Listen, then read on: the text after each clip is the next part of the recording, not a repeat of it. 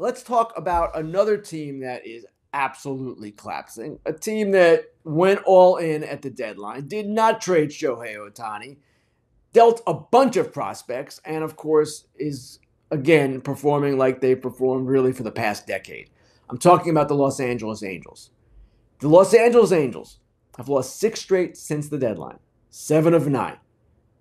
They entered the deadline 56-51 with a 19.5% chance of making the playoffs. Not bad.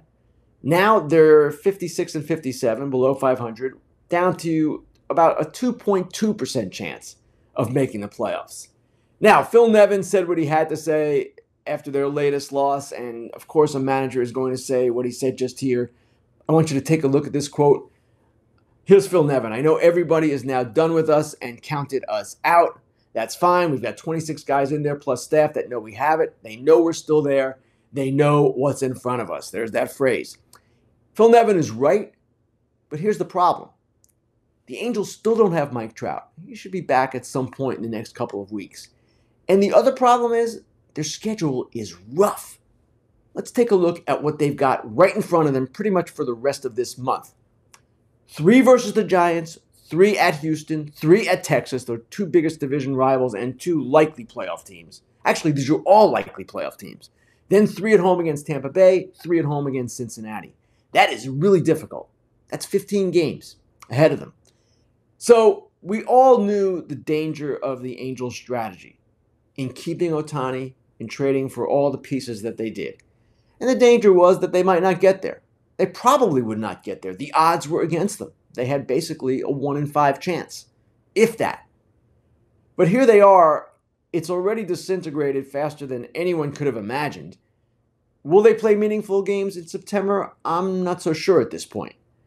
And while the Angels might say, okay, we traded a ton of prospects, but really we didn't have a great system.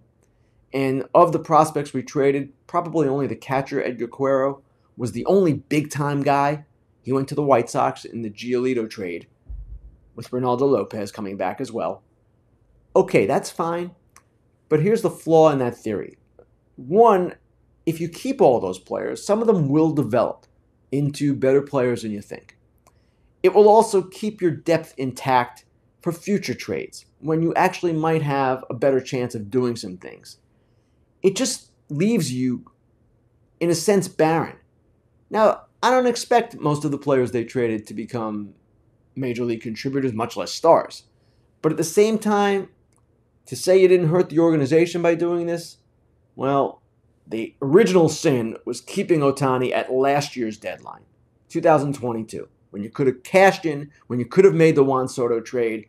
From there, they've just compounded it. And I understood when they decided not to trade Ohtani, and I understood all the reasons for that.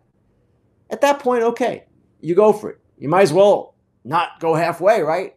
But this was the risk. This was the danger. This was the choice they made and the chance that they took.